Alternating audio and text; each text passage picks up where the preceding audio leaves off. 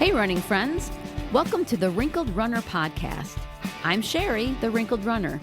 I'm over 50 and I love to run wherever I go, but Buffalo, New York is my home.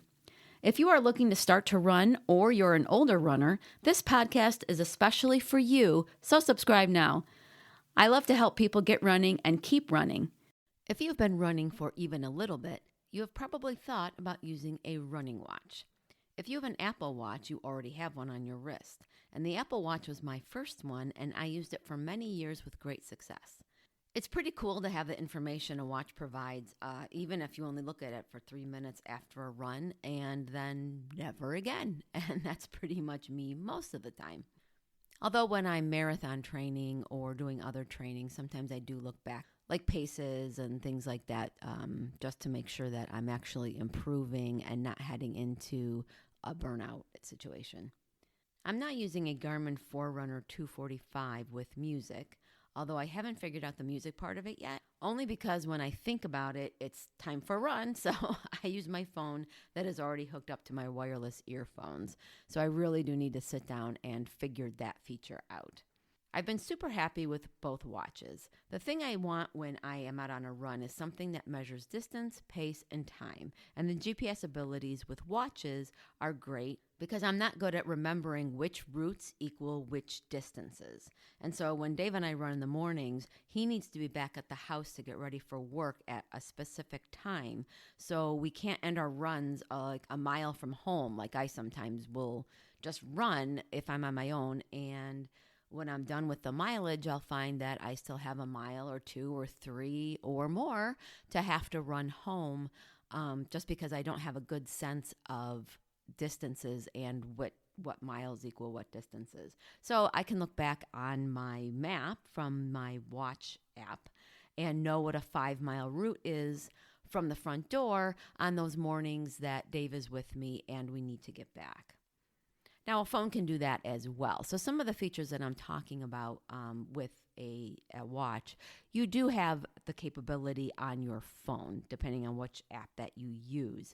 It's just nice sometimes to know on your wrist some of the other features right from just glancing down. So if you're thinking about getting a watch, the best advice I can give is to just research and compare. Every runner's different, and you may want a different thing in a watch and the information that it can provide than I do. So I'm not here to tell you which is the quote-unquote best watch, and you can find tons of articles on people's lists of what are the best watches. But I will tell you I was happy with the Apple Watch, and I love my Garmin. And those are the ones that I can speak to because those are the ones that I've used. So I can tell you a little bit what I like about having a watch, and then I'll give you some things to think about as you start to look into what to get if that is your interest. So the Apple Watch does the GPS mapping thing, and of course, paired with your iPhone, it integrates smoothly into the Health app, and you'll find all your data under the Fitness app part of that. Heart rate monitoring is also part of the watch, though a chest strap type monitor is still the best way to get a super accurate reading. So the watches are still a good way to monitor the heart rate though, and are getting better all the time. So if you're using a heart rate training program, something that can measure that is of course important. And also the Garmin watch and many other watches also will track your heart rate. One feature that my Apple Watch has that my Garmin does not, at least not that I know of, is if you are running or walking vigorously for, I think it's a half a mile. It might be a quarter of a mile, but I think it's a half a mile. The Apple Watch will tap you and ask you if you want to record a workout. And that feature would actually be great for me because I cannot tell you, and I don't know why all of a sudden I'm doing this because I've had my Garmin for over a year now. But now all of a sudden in the past, I would say month, when I've gone out for a run on my own, I'll start the part that you start to go for a run, but then I forget to hit the timer. And so then I'm running like a maniac. It's usually a day that I want to run fast, and I'm running like a maniac. And I can even check my pace. Even though it's not recording my run, I can still see my pace. And about, after I'm thinking, well, I should have gone almost a mile now, and I look down to check how much further I have before I hit the mile, realize that it's saying 000, which means it's not recording my run, which means I've been running like a maniac for nothing. So the feature that the Apple Watch has where it asks you if you're doing something like a maniac, if you want to record that workout, would actually be really, really, really helpful for me to have, because it is so annoying when you run almost a mile at a really nice pace to find out that it's not being recorded. And for me, I get really mad. I start yelling things out loud, and probably louder than I think because I'm wearing headphones when I'm on my own and listening to music or a podcast. And so then I stop and I just, in frustration, start walking for a bit. And it's really hard for me to start recording that workout and then try to get back up to the paces that I was doing before it was recording. It's my thing. I know I probably could do it, but I just get so mad. I just start running normal, and it's just very frustrating. The thing I find, which I'm not sure if other people do this, but I have found that my brain can just direct my eyes to look exactly where I need to look on my wrist to get the information that I need. So if I'm just looking at pace, which if I am running like a maniac, I do want to see what pace I'm doing, I can just focus in on the pace and actually not even see the mileage or the distance or the time, any of that stuff. I'm able to just look at the pace. I guess that's amazing that your brain can do that, but for me, it's also detrimental because then I'm not aware that I'm not, according to my watch, going anywhere. So Garmin, if you're listening, please put that into your watch features. Now, that being said, my Garmin has never lost me. The GPS has always been reliable. But my Apple Watch sometimes will lose me in the middle of a run. And if I'm marathon training, that is really annoying. And the only reason that I know it's lost me is I'll get that bump on my wrist asking me if I want to record a workout. So anyway, those are pros and cons of Apple versus Garmin that I've experienced. And watches can also track more than just running. For example, my Garmin will track all kinds of workouts, and included in the app are actual strength training programs, which I've been using and is a really nice feature. If you're into weightlifting, which I recommend some kind of strength work if you're a runner anyway, check into what the Garmin does with the programs and the different routines that they have, which they have included in the Garmin watches. Now, you'll have to see the features because some Garmins do things that other Garmins don't. I'll link you up in the show notes to my YouTube channel where I did a sort of tutorial, sort of talking about what my Garmin does for my strength training. A watch will also tell you your cadence, which is how many steps you take in a minute.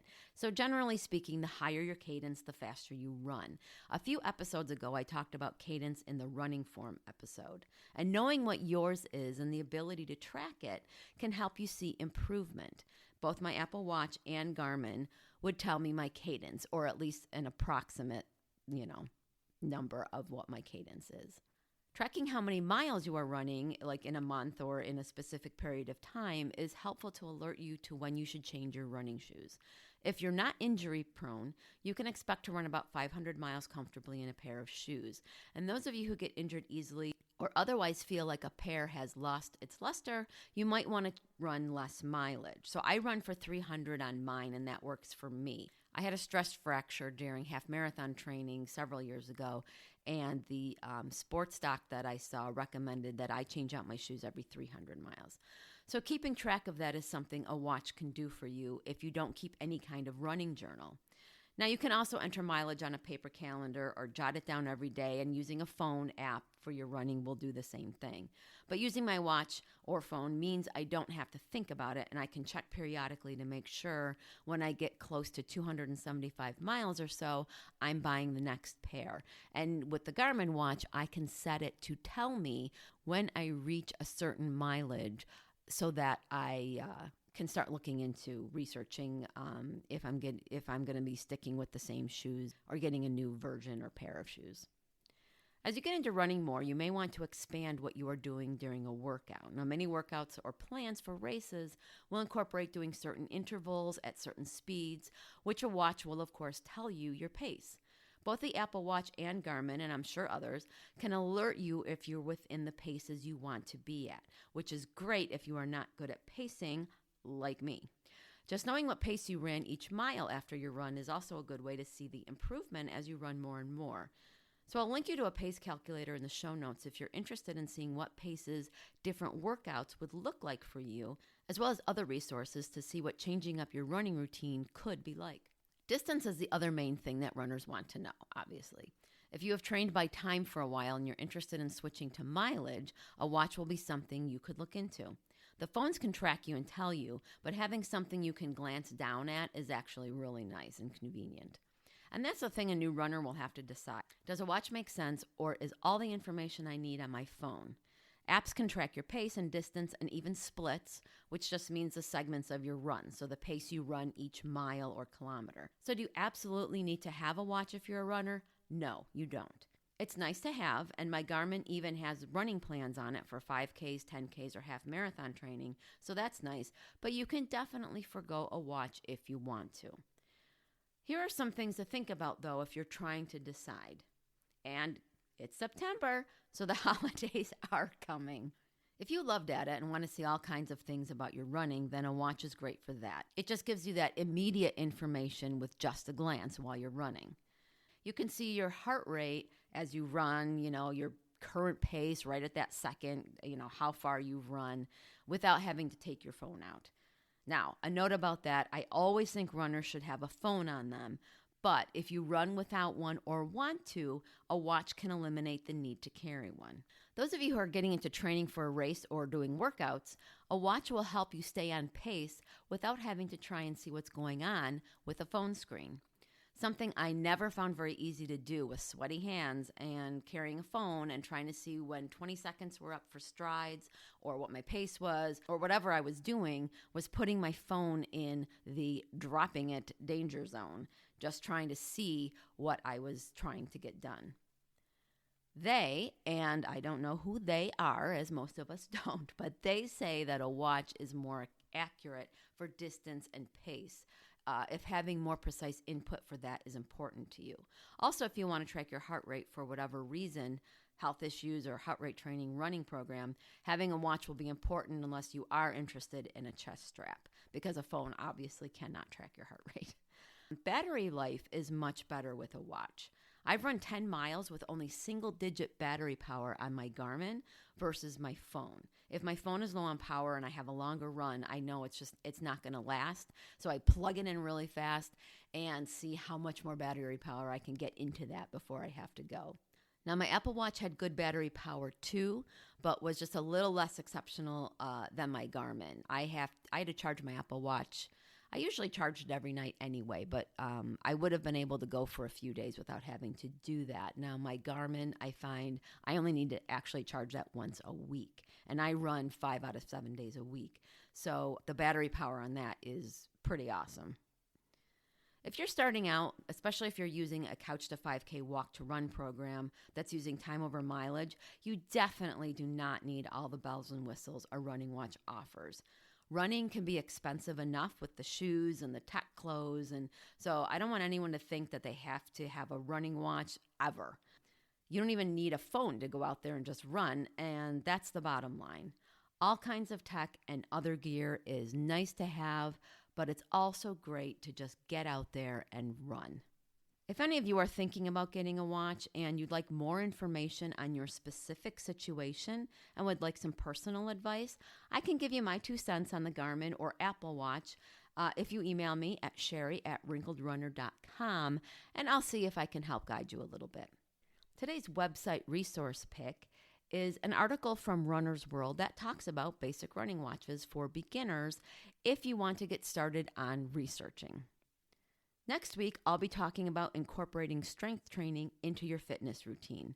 I've gotten back into intentional strength training the past few months, and this time I am actually loving it. So I'll talk a bit about what I do and give you some easy-to-use resources to get started. I hope you enjoyed today's episode. If you know another runner who could benefit from today's topic, go ahead and share it. Do you have any running questions? You can ask me. Email me at sherry@wrinkledrunner.com, and if I can't answer your question, I will do the research to find the answer and share it with you. The questions I get from listeners like you help me develop episodes, so please don't be shy. You can sign up for my once-a-month newsletter using the link provided so that you can have all the Wrinkled Runner resources from the past month all in one place. I also have opened up my virtual coaching in addition to coaching one-on-one with those in the Buffalo, New York area. So head to my coaching page on the Wrinkled Runner website, which I will, of course, link to, and check out how we may be able to work together. Until next Monday, thanks for listening, and I'll see you on the run.